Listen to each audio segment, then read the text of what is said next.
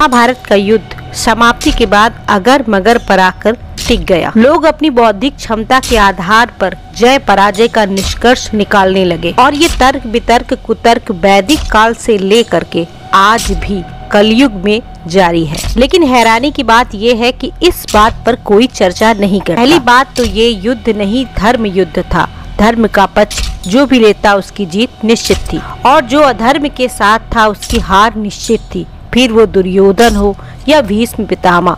इसलिए चाहे कर्ण अपने कवच कुंडल के साथ युद्ध लड़ता या फिर दुर्योधन वज्र शरीर के साथ, हार तो निश्चित होनी ही थी। महाभारत को लेकर एक सवाल अक्सर पूछा जाता है कि दुर्योधन अगर अपनी मां गांधारी के सामने नग्न अवस्था में आ जाता तो क्या वास्तव में दुर्योधन का वध कोई नहीं कर सकता था? अगर भीष्म प्रतिज्ञा ही नहीं लेती तो महाभारत ही नहीं होती, और जब महाभारत ही नहीं होती तो वैदिक युग का पतन ही नहीं होता। अगर मगर में कहानी तो घुमा देती है। अगर दुर्योधन नंगे चले भी जाते तो अजय नहीं हो जाते। गांधारी ने पट्टी खोलने में बहुत देर कर दी थी। ये पट्टी तो तभी खोलनी चाहिए थी जब कुलवधु द्रौपदी का अपमान हुआ था। अगर वज्र का शरीर हो भी जाता तो युद्ध भीम से नहीं बल्कि अर्जुन से होता और अर्जुन को दिव्यास्त्रों से उस वज्र को चूर करना पड़ता।